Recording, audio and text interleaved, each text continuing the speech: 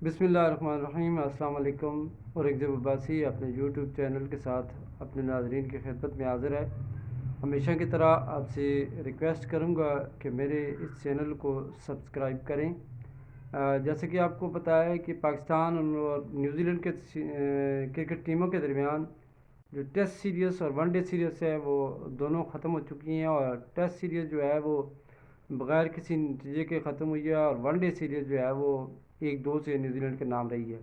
इस test series में थोड़ी सी तब्दीली हमें देखने को ज़रूर मिली है। सबसे पहले तो ये कि टेस्ट में जो हिकमत अमली है वो चेंज होती हुई दिखाई दी है। उसकी वाज़ेह वजह यह है कि जो चीफ सेलेक्टर और सेलेक्टर साहिबान हैं वो चेंज हुए हैं।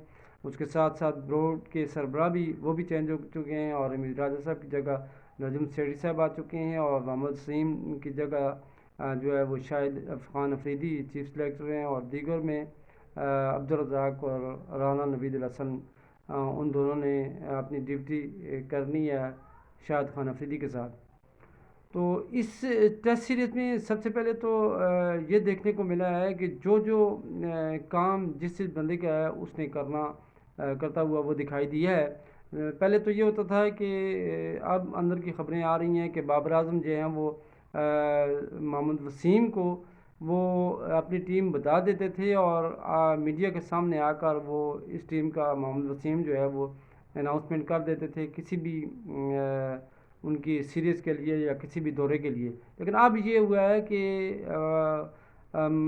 बाबर आजम जो हैं वो उन्होंने कप्तानी की ज़रूर की है, लेकिन उनको जो सेलेक्टर का काम था सेलेक्टर ने किया है, और जो बाबर आजम का काम था वो उन्होंने किया है।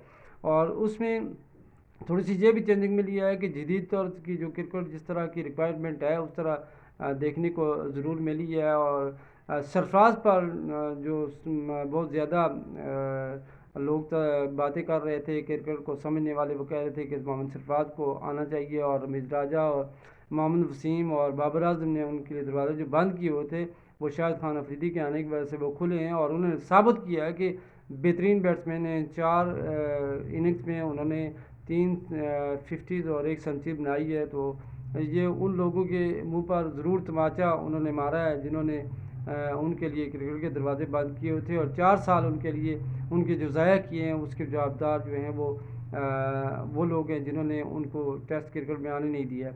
उसके साथ वनडे की बात करूँगा तो वनडे में जो है पहली दफ़ा खुशदिल शाह से और इफ्तिखार अहमद से जान छूटी है। वो बाबर आजम के चेते थे, और उनको किसी स्वरूप पर अलग नहीं किया जा रहा था T20 और वनडे में। तो अब उनके लिए उनको अपनी परफॉर्मेंस देनी होगी, और उसके बाद वो टीम में शामिल होंगे, न कि मनमानी दिखाई जाएगी। तो इसके लिए जो हिकमत अमली है वो भी चेंज होती दिखाई दी है, चूँकि वनडे को वनडे के रूप से खेलना पड़ेगा अब, और टेस्ट को भी जदीद क्रिकेट में जिस तरह इंग्लैंड ने या न्यूजीलैंड ने दिखाया है कि कम से कम 4 या 3.5 रन फी ओवर के हिसाब से टेस्ट में भी आपको बैटिंग करनी होगी। और आजकल तमाम टीमें जो हैं वो इसी तरीके से खेल रही हैं, और पाकिस्तान जो है वो उसी तरह 80s या 90s की तरह जो जिस तरह की क्रिकेट टेस्ट क्रिकेट खेली जाती थी उस तरह की क्रिकेट खेली जा रही है।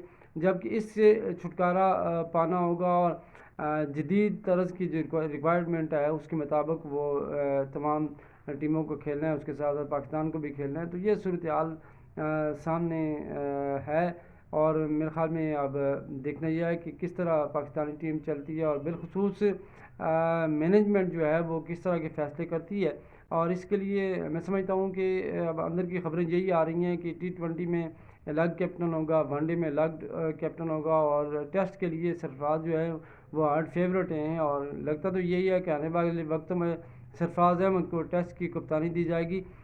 लेकिन अब देखते जाए कि जैसे कि पहले शाहिद खान अफरीदी ने कहा था कि मैं इस दौरे के लिए चीफ सेक्रेटरी के जो बनाया गया उसके फ़राइज़ अंजाम दूंगा, लेकिन अब अंदर से जो खबरें आ रही हैं नजम सेठी साहब जी कह रहे हैं कि आपको वर्ल्ड कप 2024 तक जो है वो अपनी ड्यूटी सर अंजाम देनी होगी। लेकिन इसके लिए थोड़े दिन इंतज़ार करने पड़ेगा, और शाहिद खान अफरीदी की तरफ से क्या फ़ैसला आता है। मेरे ख़्याल में शाहिद खान अफरीदी को अपनी ज़िम्मेदारियाँ निभानी चाहिए, चूँकि वो जदीद तरह की क्रिकेट से पूरी तरह वाकिफ़ हैं, और उनकी पाकिस्तान को ज़रूरत है اور پاکستان کے لیے وہ گراں قدر خدمات سر انجام دے سکتے ہیں. اپنا خیال رکھیے گا.